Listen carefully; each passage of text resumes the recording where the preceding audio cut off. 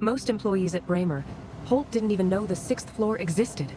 The building had 5 listed levels, each one sleek, open plan, and filled with glass partitions and hushed morning chatter. The elevator stopped cleanly at 5.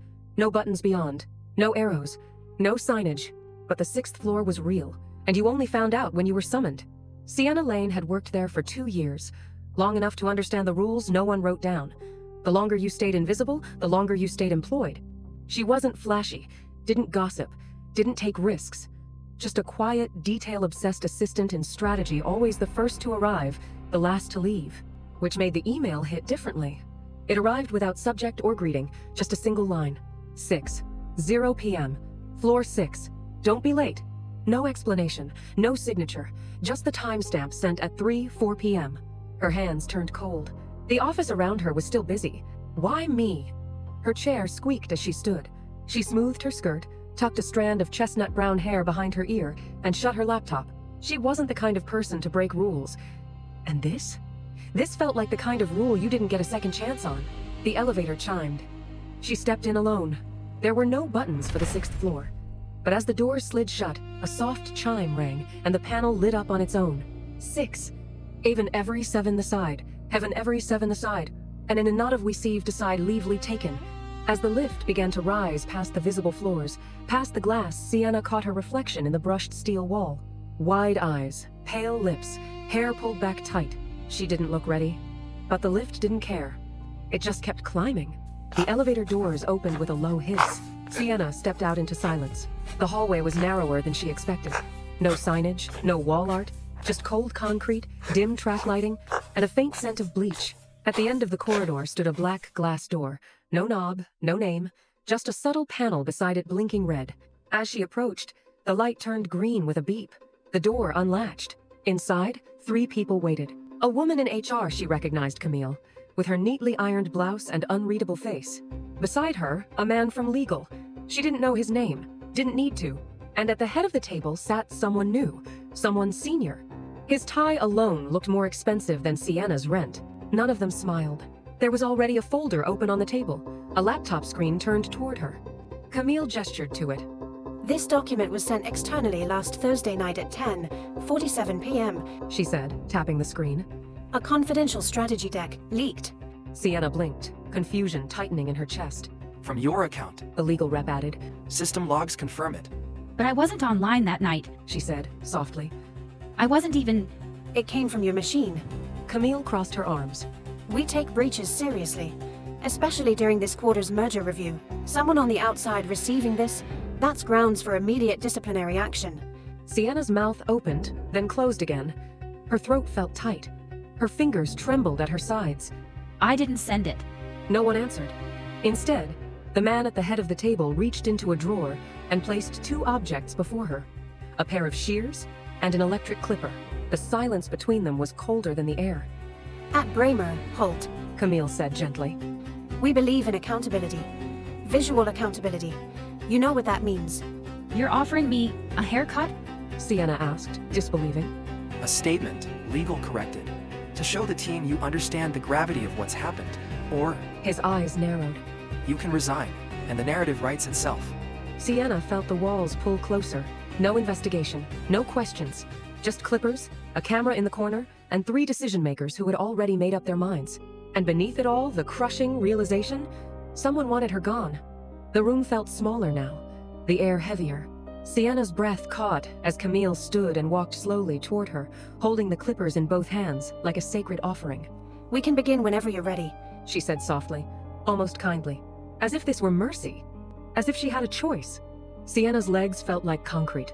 Her eyes darted to the exit, then to the camera mounted high in the corner, its red light blinking steadily. No one else moved. No one said a word. The man from legal leaned back, arms folded, watching her like a chess piece being removed from the board. The unnamed executive at the head of the table adjusted his cufflinks and sighed. Camille offered a chair. You're doing the right thing. It'll be over quickly. Sienna sat, hands trembling in her lap, back straight. She could hear her own pulse in her ears. She had spent years crafting her image neat, reserved, reliable, someone who stayed in the background. And her hair always pulled back in a low, perfect bun was part of that. A shield, a comfort, a way to disappear. Now it was about to be taken. Please. she whispered. Her voice cracked. I didn't send that file. No one answered. Camille didn't even flinch as she reached forward and undid the bun. Sienna winced as her hair unraveled across her shoulders. The weight of it so familiar made her want to cry. Then came the scissors. The metallic rasp as Camille opened them. The first rough tug. The sickening snip. A thick strand dropped onto her lap like a dead thing. Sienna gasped. Then another. And another. Tears streaked silently down her face as her hair fell, strand by strand, building in her lap like ash. She didn't fight, didn't scream. She just shook tiny, helpless tremors as the clippers buzzed to life. Camille moved behind her. Cool fingers tilted Sienna's chin. Stay still. The first pass of the clippers burned, from her temple to the nape. A sharp vibration against skin not meant to be bare. More hair dropped. The room blurred through tears. Every second felt like a punishment without a name. When it ended, she was handed a mirror. She didn't look. Just wrapped the scarf they gave her, a dark blue one, around her head. Slowly, with shaking hands. Then she stood and walked out. Not a word was spoken. No apology. No explanation. No escort. Only silence. And the hollow sound of her heels as she disappeared back into the elevator. A girl with no hair, no defense, and no idea who had done this to her. She didn't go back to her desk.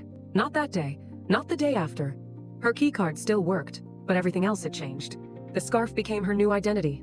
Not that it helped. People stared anyway. Whispers followed her through corridors. Did you hear? She was the leak. They let her stay? In the cafeteria, chairs near hers remained empty. In meetings, her suggestions went unheard or worse, echoed later by someone else. Once, she caught Jamie, her closest colleague, or so she had thought, watching her from across the room. Jamie didn't smile. Just turned and whispered something to another woman who laughed too quickly. Sienna tried to work, tried to focus, but her inbox was quieter now. Projects reassigned. Deadlines lifted from her shoulders without warning. It felt like they were waiting for her to break. And the worst part? She still didn't know how the file got sent. Late at night, alone in her apartment, Sienna replayed everything. She'd locked her laptop. She hadn't worked late that Thursday. She had no reason, no motive, no benefit. She had nothing except doubt. And whoever set her up, they knew it. One evening, after another day of whispered glances and withheld invitations, she sat in the break room with a cup of stale coffee. Her reflection in the microwave stared back, tired, pale, scarf pulled tight. She didn't recognize herself anymore. Maybe that's the point, she thought. She stood to leave, then paused. Something had changed on the bulletin board. A new flyer company intranet security reminder. It showed a mock-up of a shared Drive login screen. And in the corner of that mock-up, a timestamp. Thursday, 10:47 p.m. Her heart stuttered. That was the exact moment the file had been sent. Sienna stared at the timestamp on the flyer for a full minute, heart pounding so loud it drowned out the hum of the vending machine beside her. 10:47 p.m. Thursday night. The same time the confidential document had been leaked. It couldn't be coincidence. Not on that flyer. Not after everything. She rushed back to her desk, or what was left of it. Most of her access had been restricted, but her IT profile hadn't been fully downgraded. Old habits die hard, and no one had officially demoted her. She opened the internal log tracker, hoping the maintenance account she once helped audit still worked. Access granted. A list of terminal sessions appeared. Dozens. Hundreds. She filtered by timestamp. 10:47 p.m. Thursday. There it was. Her username. Her login ID. But something was off. That night, her laptop had been at home, unplugged. She had fallen asleep watching old episodes of a cooking show. So how could her credentials have been used on a machine in the East Annex? Only a handful of people had access to that wing. Most worked in HR, legal, or upper operations. Her hands shook as she kept digging, filtering by IP address, then by session duration. Another hit, and another. 3 more suspicious logins tied to her credentials, each routed through the same terminal, each during off hours, each followed by sudden changes to her projects, flagged errors, internal complaints, all pointing back to her. Someone cloned my session, she whispered. Someone impersonated me. She didn't want to believe it, but the pattern was clear. Then a name surfaced. A name she had trusted. Jamie. She stared at the access audit. Jamie had entered the building that night. A badge swipe confirmed it. She'd clocked in at 10:32 p.m. and left at 11:09. No reason, no record of work assigned. Just there. And the last login using Sienna's credentials? 10:47. Sienna leaned back, breath caught in her throat. Jamie had been kind, supportive. She was the one who consoled Sienna after the accusation, the one who said, "If it were me, I'd leave. You're stronger than this." Now it felt like a cruel joke. Sienna knew it wouldn't be enough. Logs could be dismissed. Metadata could be erased. Jamie was careful, she always had been. The type who left no trail, just clean desks and practiced smiles. But no one's perfect, and maybe, just maybe, someone had left something behind. She returned to the East Annex the next evening, after hours. Quiet, empty. The hallway lights buzzed dimly overhead. Most of the offices were dark except one, the far storage room. It looked like a supply closet. But if the badge logs were right, that's where Jamie had gone that night. Sienna swiped in. The room smelled of printer ink and dust. Rows of shelves lined the walls, stacked with toner cartridges, outdated cables, and boxes of branded notepads. A dusty monitor sat in the corner, unplugged. On the shelf above it, an old network switch. And just above that, a camera. It was small, old, but real. Likely forgotten when the floor was renovated. And judging by the faint red light still glowing, it was still running. Sienna's pulse quickened. She checked the junction box. The camera was wired to a local DVR, the kind IT used to use for time-based backups. If this thing had been looping footage, she might still have time. Her hands flew over the controls. Fast forward, reverse, pause, frame by frame. And then she saw it. Jamie, entering alone, hair up, no lanyard. She looked around, pulled gloves from her pocket, and walked straight to the terminal. Then she sat, opened a laptop, typed, cloned, 10:47 p.m. The screen lit up with Sienna's login. Jamie leaned back, smiled, pulled a flash drive from her pocket, inserted it, sent the file. The footage froze as Jamie looked directly at the camera, not noticing it, just by chance, and grinned at something on her screen. Sienna's breath caught. There it was, undeniable. She backed up the footage, transferred it to her phone. 2 copies, one in the cloud, just in case. Her hands were shaking, but not from fear. Not this time. Monday came like a storm held in silence. Sienna didn't hide her face this time. No scarf, no apology. Her scalp still bore the uneven marks of the company's punishment, but now it was her badge of war. She walked through the open office floor like a ghost turned visible. People turned, whispered. Jamie looked up from her desk, startled. For a second, her polished calm cracked. Sienna, are you? "Come with me," Sienna said, flatly. Now, they rode the elevator in silence. Jamie shifted her weight, trying to reclaim control. "If this is about what happened," You'll want to see this first. Sienna said, tapping her phone. The footage played in the HR conference room. No introduction, just the raw truth. Jamie, alone, after hours, logging into the system under Sienna's name, sending the leak, smiling. Camille's expression tightened as the footage ended. The legal rep beside her adjusted his glasses and said nothing. He didn't need to. Jamie's hands had curled into fists.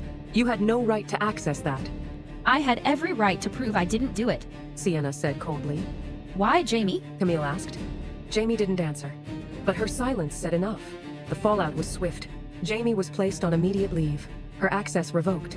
An internal investigation was launched, though it was more theater than necessity. HR tried to offer Sienna a closed-door apology. She declined.